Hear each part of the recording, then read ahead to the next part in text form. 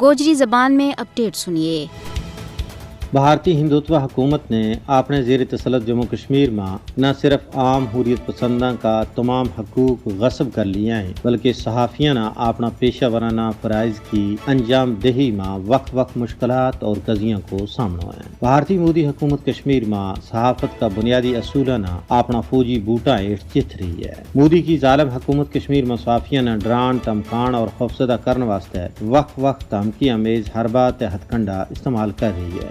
نہ صرف صحافیوں نے خبروں کا حصول میں رکاوٹ کراں اور دفتروں کی پان توڑ تزویر و تحقیر کو سامنا ہے بلکہ سچ بولن اور مودی حکومت نے اپنا مکروہ کرتوتوں پر شیشو دسن پر انہوں کے خلاف کالا قوانین کے تحت مقدمات درج کیے جا رہے ہیں۔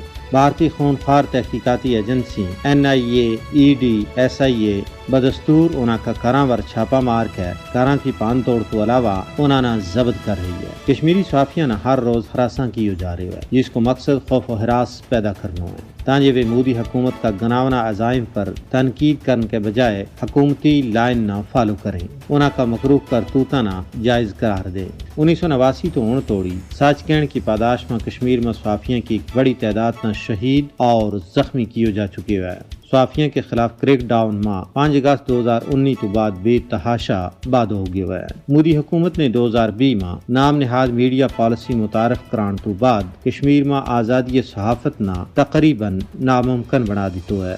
کشمیر میں صحافت ایک جرم بن چکی ہے۔ بھارت کی طرف اعلان کردہ میڈیا پالیسی 2020 معلومات کا آزادانہ اظہار نہ روکنے کا اقدامات کو تسلسل ہے۔